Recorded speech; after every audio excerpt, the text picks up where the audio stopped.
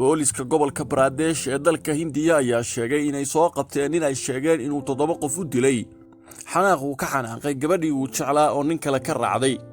ninkan ay booliska qabteen oo lagu magacaabo Subhan Dixit wuxuu dab qabadsiiyay dhismo ay gabadhu uu jeclaa deganayd, waxaana dabka Subhan uu shiday ku nafwaayay 7 qof 9 kalena way ku dhaawacmeen.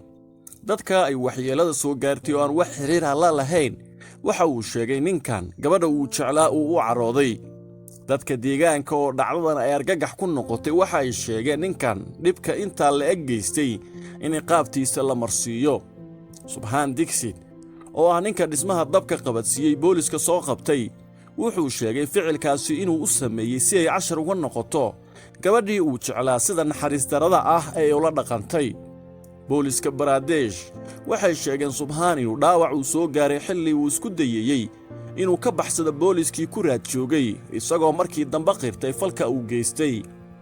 gabadha uu jeclaa oo xabsiga ku booqatay eedeysana Subhan waxay dharbaaxo kulul ku dhufatay isaga iyadoo weydiisay sababta uu talaabadan u qaaday iyo wax uu falka ka faa'iiday. dhacdadan uu geystay Subhan Dixit oo 28 jir ah waxay gilgishay magaalada Indore oo ka tirsan gobolka Pradesh ee dalkaasi Hindiya.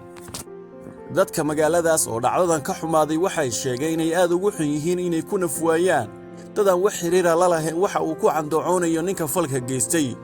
booliska waxay sheegeen inuu ninkan dhibka geystay uu doonayay inay dib ugu soo laabato haweenaydii uu jeclaa oo dhismaha uu gubay ku nooleed oo ay kala tageen taasoo doonaysay inay qof kala guursato. Subhan oo lagu soo ogay dacwad isugu jirta dil iyo burburin hantiyadeed waxaa maxkamadda la soo taagay maalintii Axadda ahayd. ra'iisul wasaaraha dalka Hindiya Narendra Modi iyo wasiirka gobolkaasi Sain Johan waxa ay sheegeen dhacdadaasi ay dadka ku dhinteen inay aad ugu murugoodeen.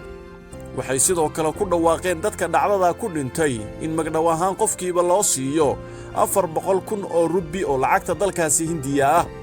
wasiirka gobolka Sain Johan wuxuu sidoo kale amar ku bixiyay in tilaabo adag laga qaado dambiilayaasha dhibka ka dambeeyay.